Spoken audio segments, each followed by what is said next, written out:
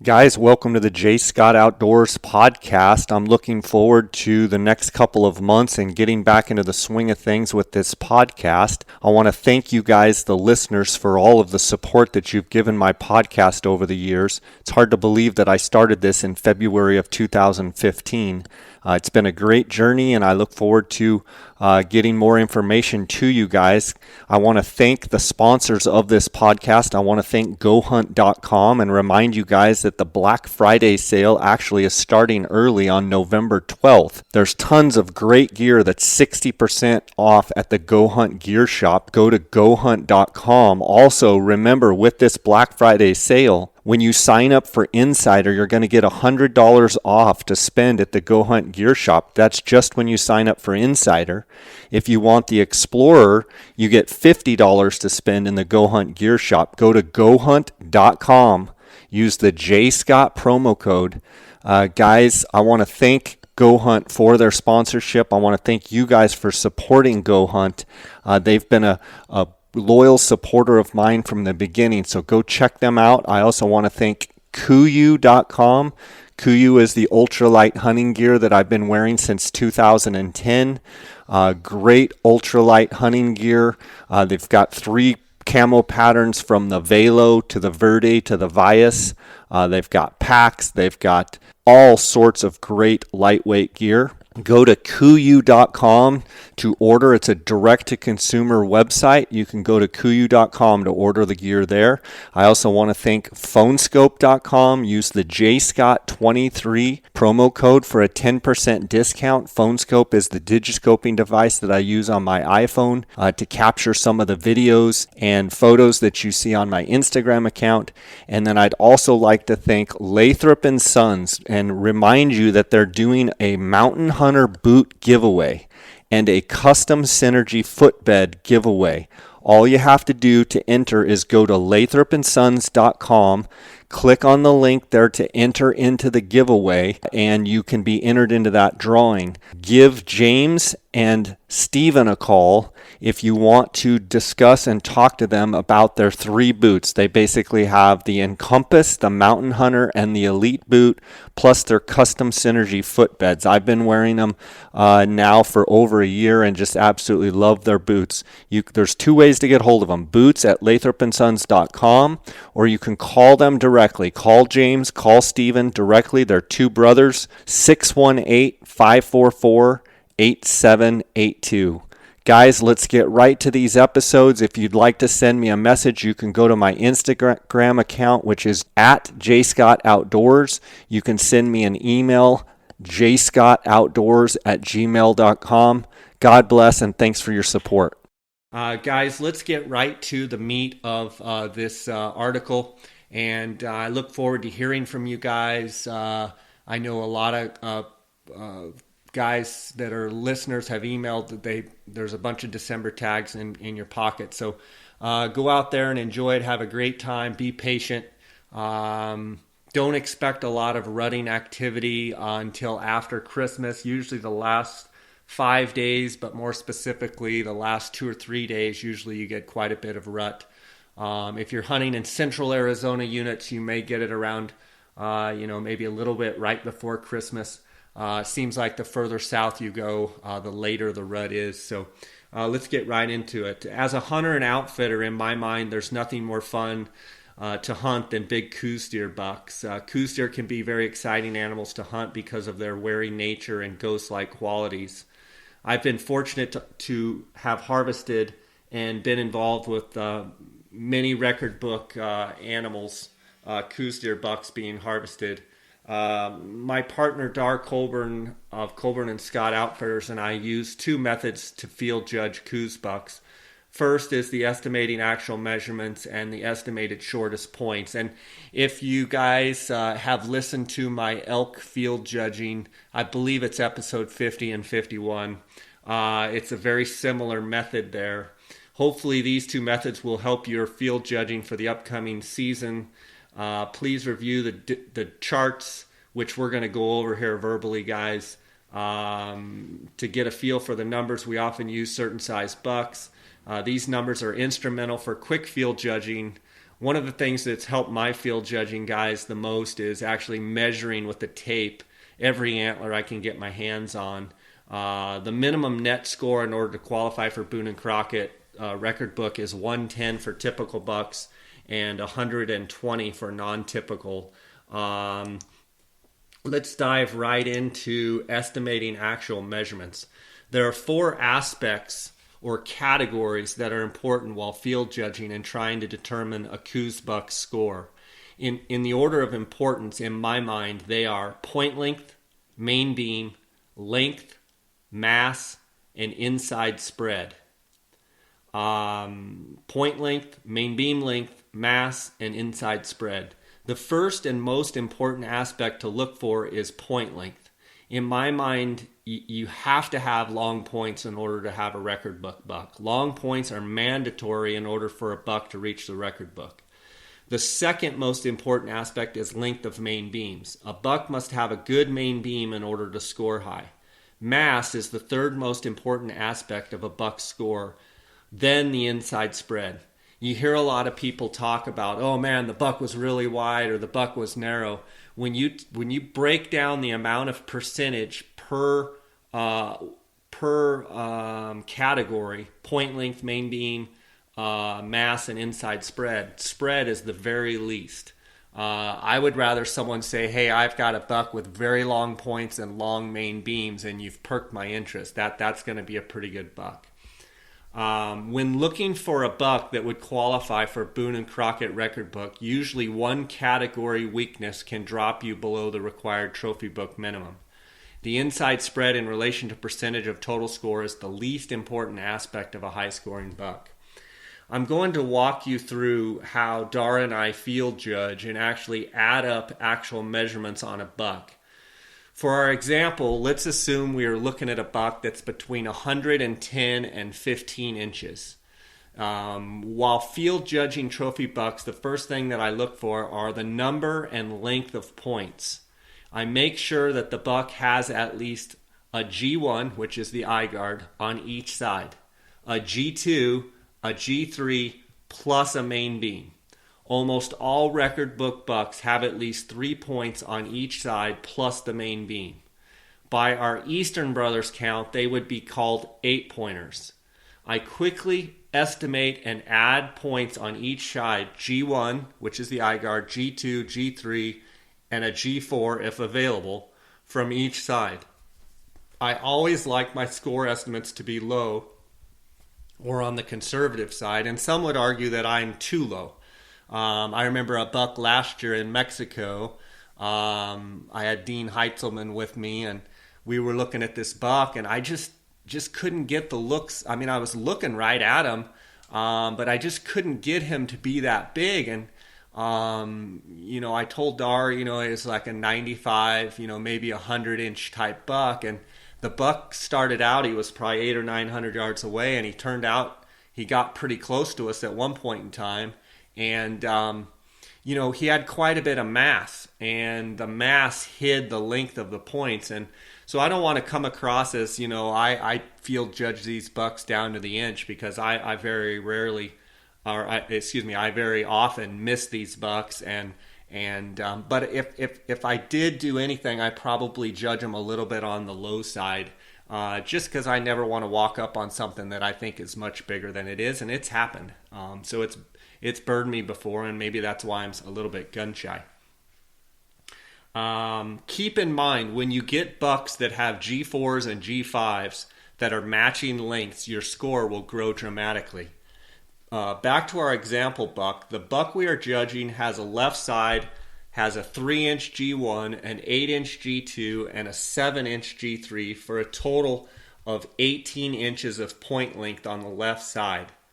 Now let's assume that the right side matches. So you add the right side and the left side. So now we have 36 inches of total point length. Once I have totaled the point length, I remember that the number 36. The next thing I do is try and judge the main beam length on each side. We're going to go over a table in a minute to get average main beam lengths that I use in my model.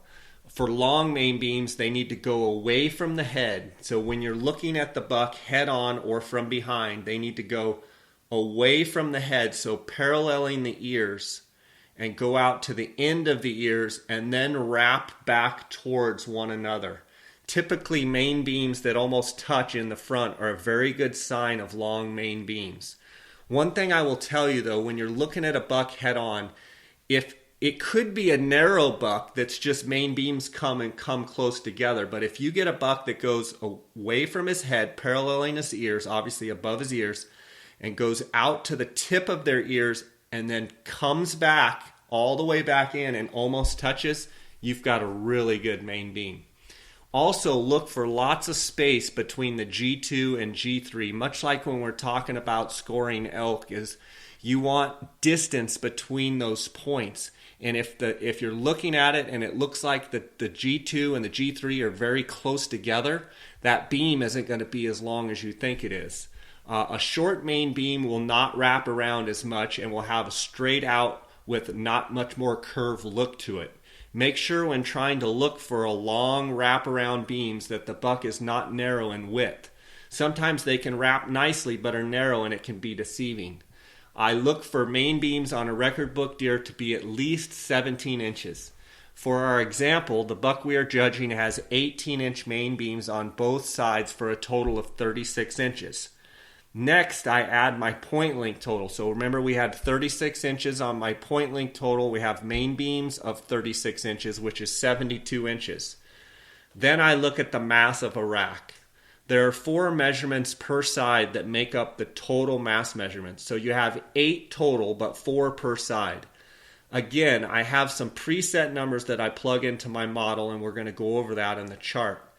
The mass per side generally varies between 11 and 16 inches.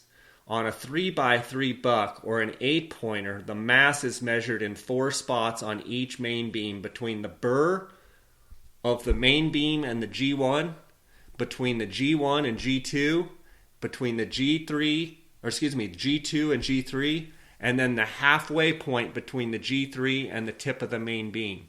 When you have a 4x4 or a 10-pointer, you take the 4th mass measurement between the G3 and G4.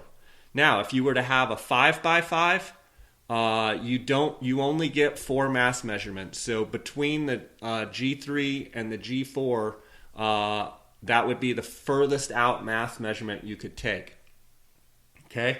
So for our example, I then add my mass estimate of 13 per side, so 26 inches in with my other 2 totals. So remember, we had 36 and 36. Okay, so that equals 72 plus 26. That is 98 inches. Now, so we have 98 inches, and the next thing we have to do is add up the spread credit. Once I have completed the estimate and addition of points, main beams, and mass, for example, our total is 98 inches so far. Then all I have to do is add the inside spread credit to the number. Inside spread is usually easy to estimate because I use the width of the ears to estimate the inside spread. The tip-to-tip width of a buck's ears can vary a little, but are usually between 15 and 16 inches. Most bucks' racks lie within the ears. So then it's just a matter of estimating how much inside the ears the main beam lies. If it is 1 inch inside the ear on each side, then the spread is probably 13. So you have 15, the ear width is 15 minus 2, an inch on each side. It's a 13-inch inside spread. Keep in mind, Coues bucks are rarely outside their ears. It seems like we always hear guys talking about bucks that are outside their ears. I have seen very few bucks that's main beams lie outside their ear width. I have seen it, but it is rare. So for our example, a 14-inch spread, you take 98 inches, which is points, main beam, and mass, plus 13. I just said a 14-inch spread. It's a 13-inch spread. You've got 98 plus 13. You've got 111 inches gross. Hopefully that example was easy for you guys to follow. There's another way to quickly field judge a buck, and that is one that we use when we're trying to judge the quickest. It also comes up with the net score, the closest to the net score. It's a simple method. We start by estimating the shortest points. Compare each G1 and add the shortest one. Continue for each point measurement. Add the shortest main beam and throw in a number for mass out of the chart and double it, and then add spread. This method gives you a quickest way to estimate the buck's net score. It is very important to add the measurements in the same order every time. I always do points, main beam, mass, then double that number and add the inside spread. Once you do it several times in that order, it'll become habit. If you and your hunting partners use the same method in that order, and it becomes easy to communicate and field judge while glassing a buck together. I can spout out measurements to my hunting partner Dar, and he knows exactly which order we are in, and we can come up with an estimation very, very quickly. Okay, for our example on this, estimating shortest points, let's take our example. G1, 3 inches. G2, 8 inches. G3, 7 inches. That's 18 inches. Okay? Main beam, 18 inches. Mass, 13 inches. So it's 18 plus 18 plus 13 times 2 is 98 inches. Then add the inside spread of 13, you get 111 inches. Okay guys, I want to go over a couple charts here that are going to help you out, and I'm going to try and list these charts on my website, jscottoutdoors.com. So if you need to print them out, you can. These charts are going to give you kind of average ballpark measurements for certain size bucks. For a 90-inch buck, you're looking at point length of a G1 of 1 inch, G2 of 6 inches, a G3 of 4 inches, which gives you a total point length per side of 11 inches. You've got main beams 15 to 16 inches per side, and mass is 11 to 12 with an inside spread of 12. So that's going to give you a 1 for G1, a 6 for G2, a 4 for G3, a 16 for main beam. Okay guys, that's going to be a 1 plus a 6 plus a 4 plus a 16 plus a 12 equals 39. So one side equals 39 times 2, that's 78, plus a 12-inch spread, that's a 90-inch buck. A 100-inch buck, points, G1 is 2, G3 is 7. G1 is 2, G2 is 7, G3 is 6, 15 inches. Main beam is going to be 16 to 17 inches with mass 12 to 13 per side with a spread credit of 13. That's going to give you 2 plus 7 plus 6 equals 15 plus 16 plus 12 equals 43 on one side times 2, that's 86, plus a 13-inch spread, that's 99. For a 110-inch buck, you've got 3-inch G1, 8-inch G2, 7-inch G3, for a total of 18 inches of point length, plus main beam of 17, plus mass of 13, a spread of 14. That's going to give you 18 plus 17 plus 13 equals 48 times 2, that's 96, plus 14-inch spread, that's 110. For a 115 to 120 buck, usually you're going to have a 4-inch G1, which is the eye guard, an 8-inch G2, an 8-inch G3, or 20 inches of point length. Plus, usually for a 115 to 120 buck, they're going to have an 18 to 19-inch main beam. Mass is going to be 14 to 15. And your spread, you're looking at probably 14 to 16. So that's a 4 plus an 8 plus an 8 plus a 14 plus an 18 equals 52 times 2, that's 104. Add in the 14-inch spread credit for 118. A 125 plus buck, you're normally going to have a 4-inch G1, 8-inch G2, 8-inch G3 for 20 inches of point length. Main beams, that's when you're getting those long main beams, 18 to 20 inches. Mass, you're getting a heavy buck that's 16 inches, so that's roughly 4 inches per mass measurement per side, and a spread of 16. So the numbers are 4 plus 8 plus 8 plus 19 plus 16 equals 55 for one side times 2.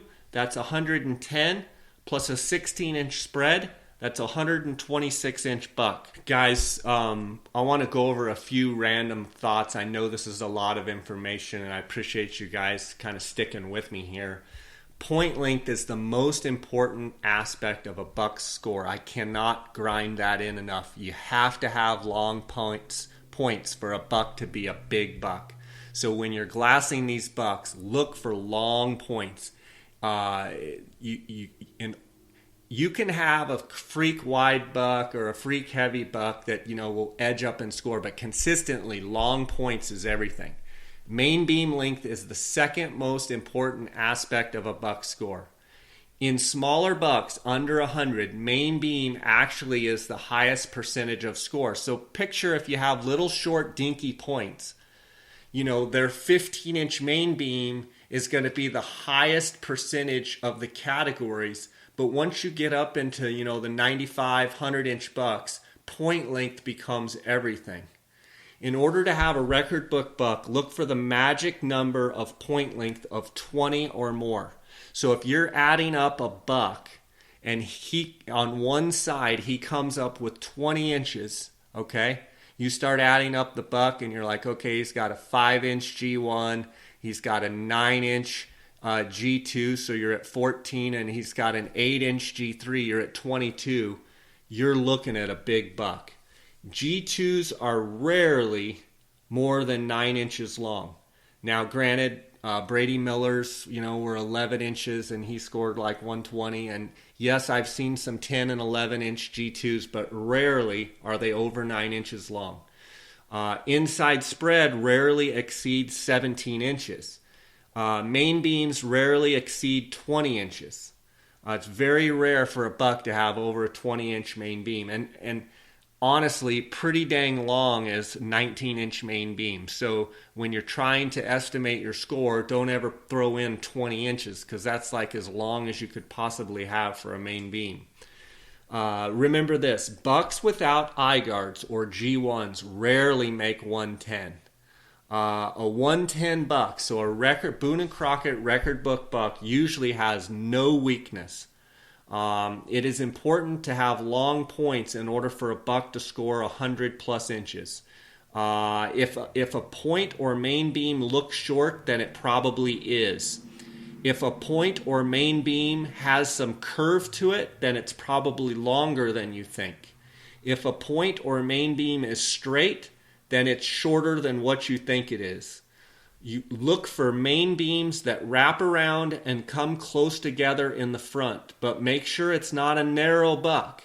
Look for the wide buck with wrapping main beams and long points. When you find that, you're going to have a big buck. Narrow bucks usually mean short beams. When the buck is facing broadside, look for lots of space between the points. This means a long main beam. If points look long, make sure that they are not light, antlered, little skinny points. If they are skinny with little mass, then they are probably not as long as you think. So my example before on that buck last year that fooled me, he had tons of mass throughout his whole rack, not only in the areas where you take your circumference measurements, but all the points were heavy, and it kind of hid the length. On the contrary, if you have skinny points that look really long, they might not be as long as you think because of how skinny the rack is. So keep that in mind. If the points carry lots of mass, they will look shorter than they are. Great bucks' antlers will look long and real high off their head. So when I see a 110-inch buck, he looks really big. And then when you get up in the 120, 130, their racks need to look almost ridiculous on their head. If you have to kind of squint and you don't see that big frame, it's probably not a record book deer. Extra points and kickers. Extra points and kickers. One thing about abnormal points is they will boost your score dramatically. If you get a couple extra points, you could get 4 to 6 to 8 to 10, 12 inches of extra. and you go from looking at what you think is a 110-inch buck, all of a sudden he's got 12 inches of extra and he turns out to be 122. So watch those bucks that have extra points. 4x4 bucks, quite honestly, are pretty rare. Most of the bucks are 3x3 with eye guards. When you get 4x4 bucks, they usually score very well. Generally, 110-inch bucks will have pot belly. They'll appear to have a bigger body than the smaller bucks. They'll have that real blocky shoulder and just be a mature looking, and you'll see the mass on their head. You'll see a lot of mass. That's usually an indication of a 110-inch buck. 100-inch bucks tend to look 100-inch plus bucks tend to look big on the hoof from any distance. If you see 100-inch or plus, he's going to look like a big frame. You'll see the length. You'll see the mass starting to form. You'll see those beams. If you're looking even like at a mile away, if you don't get that real big look off the top of their head, it's probably not a 100-inch buck. And also 120-inch bucks, usually everyone that I've seen, they look ridiculous on the hoof. So they just pop off the top of the head and it just looks like a giant rack. Fight the urge to say the buck was outside his ears because it's very, very rare and I hear it all the time. Outside spread usually means nothing means absolutely nothing when it comes to Boone and Crockett scoring system. Inside spread is the only credit that counts in Boone and Crockett. Here's a few discoveries according to the Boone and Crockett record book.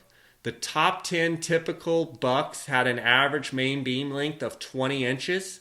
Conversely, 10 bucks just making the minimum of 110 had an average main beam length of 17.68 inch main beams. The top 10 non-typical bucks had an average main beam length of 18 and 5/8.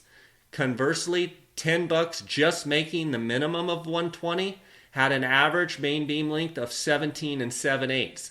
So right there you can see that the top 10 non-typicals had 18 and 5/8 and the bottom 10 that just barely made the minimum of 120 had 17 and 6/8. That's only 6/8 inches of difference in spread credit. The top 10 typical bucks had an average inside spread of 15 and 3/8. Conversely, 10 bucks just making the minimum of 110 had an average inside spread of 15 and 1/8. So right there, there's only a 2/8 inch difference between the highest typical bucks and the ones that just barely made Boone and Crockett on the inside spread. The top 10 non-typical bucks had an average inside spread of 14 and 7/8. Conversely, 10 bucks just making the minimum of 120 had an average spread of 14. The widest inside spread recorded in Boone and Crockett is 21 inches. Okay guys, I wanted to go over real fast some anatomical references for you guys to use when you're judging Coues deer. The front corner of the eye to the tip of the nose is usually 6 to 6 1/4 inches. The V in the bottom of the ear to the tip of the ear is usually 6 to 6 1/2 inches. So basically the ear is usually around 6 to 6 1/2 inches. Ear width when looking at a deer that's relaxed is usually 15 to 16 inches. Ear width to tip when looking at a deer head on when he's alert is usually 14 to 14 1/2 inches. The top of the ear to the bottom of the ear is 3.25 inches. And the tip of the nose to the back of the neck in a straight line is around 10 inches. I hope these anatomical references will help you out